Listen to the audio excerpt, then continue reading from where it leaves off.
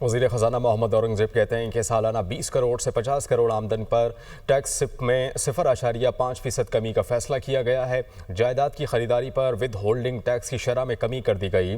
With holding tax 4% سے کم کر کے 2.5% مقرر کیا گیا ہے۔ کمرشل جائیدادوں، پلاٹس اور گھروں کے ٹرانسفر پر فیڈرل ایکسائز ڈیوٹی ختم کر دی گئی۔ جائیداد کی خریداری پر ود ہولڈنگ ٹیکس کی شرح 4% سے کم کر کے 2.5% اور 3.5% سے کم کر کے 2% اور 3% سے کم کر کے 1.5% کرنے کی تجویز ہے۔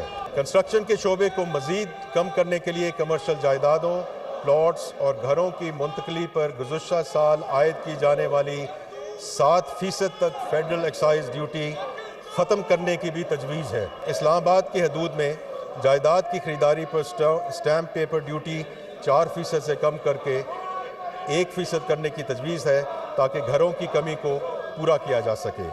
ہمیں امید ہے کہ صوبے بھی وفاقی حکومت کے اس اقدام کی حمایت کرتے ہوئے غیر منقولہ جائیداد کی منتقلی پر عائد بھاری ٹیکسوں میں کمی کریں گے۔